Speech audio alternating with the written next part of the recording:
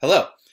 In this short video, I want to just talk a little bit about the readings, the textbooks, and also the supplementary readings that we'll be doing.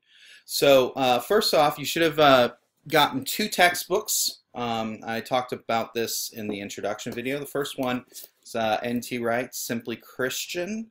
I don't have the dust jacket. It left me.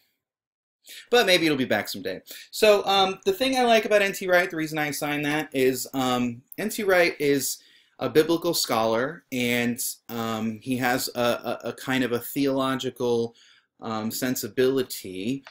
I wouldn't call him necessarily a theologian, but he's got that sensibility. And most importantly, when it comes to particularly understanding the New Testament and the life and ministry of Jesus of Nazareth, he's really helpful, particularly in contextualizing the early church, the scriptures, the New Testament scriptures, and the Gospels in light of the history of Israel and the biblical history of Israel. And as you've probably guessed or seen from the course schedule, we'll be reading a lot of the Bible, and the basic reason for that is the Bible, the Judeo-Christian scriptures, are the most basic theological foundation for the Christian worldview. The second required textbook is, of course, this beast of a Bible. All Bibles are beastly, but this one is especially beastly. I already talked about why I wanted you to get this, but I also wanted to give you a very quick rundown in case you don't know how to read the Bible, because not everybody comes from a Christian background or a Jewish background, or if they do, they may not have ever actually read the Bible on their own. So it's very simple. When you see in like the course readings list or in the reading section of the Blackboard weekly modules, you'll see passages that are assigned, and it'll have the title of the book, and then it'll have the number of the chapter, a colon, and then the verses. Okay, and the verses are like verses of poetry. It's obviously not all poetry, but they're smaller sections to read from. So what you're going to do, so let's say it's, we're going to read Romans chapter 6. We'll read that later on in the semester. So the first thing, if you don't know how to use the Bible, first thing they got a nice little, well, you can't really see it, but kind of see it. Table of contents. I don't totally know how to work this camera thing, so bear with me. And so in the table of contents, you go to the New Testament, because that's where it's at, and it's going to be under Romans, which is page 1975. Great year, I'm told. I don't really know. I wasn't born. And then in the book of Romans, you'll see these big numbers. So you'll see 1, and then some text, 2, and some text, and you'll go to 6. That's chapter 6. So it's the book of Romans, chapter 6. And then let's say we're reading verses 5 through chapter 7, verse 3.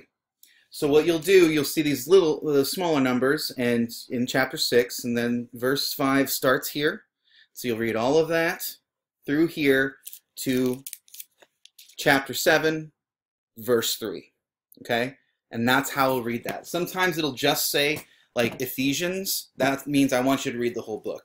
A word about that too. I know that there is a lot of reading, and a lot of it is the scriptures. The reason for that is this is an accelerated course. This course is normally 16 weeks, and it has to be condensed down into 8 weeks. So the readings bear a lot of the brunt of material that we have to get through.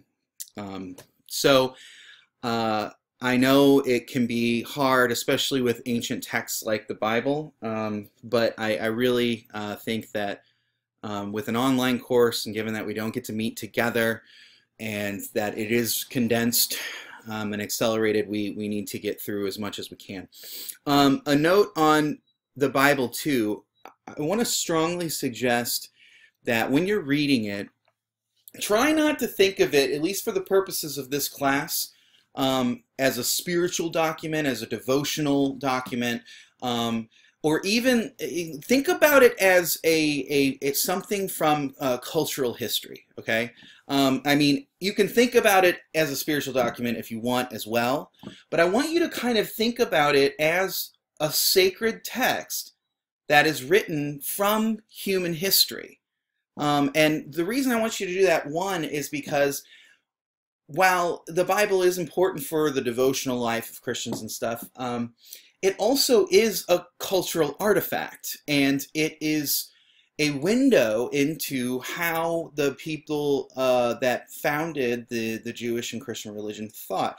And so one thing that's really important is that we are thinking about it not like it's a manual for morals or some sort of special document. I mean, it is, of course, but I want us to be able to kind of read it, if we have read it before, with fresh eyes.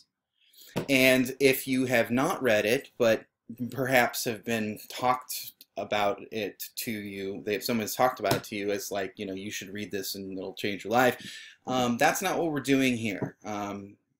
So I would really encourage you to kind of think about it like some ancient documents, and that should make it, I think, more fun and more interesting when you're thinking about it as you know, like an old archaeological text, because it is, it very much is. Last thing I'll say about the readings is that some of the readings are harder than others, the supplementary material, and by supplemental I do not mean recommended. You do need to read the passages that are not in the Bible or N.T. Wright, and those will be provided in the readings and resources section of the Blackboard modules. And some will be harder than others, as I said, particularly the reading from David Bentley Hart, but just do your best to stick with it. Sometimes education can be hard. You got to earn it. You got to earn it. Education is not a right. It's not something that you just get because you showed up. You got to put in the time. And that's true of anything when it comes to education. So anyway, that should clear up, I hope, some things about the readings. And then I also will have in this section some videos about the assignments that we will be doing.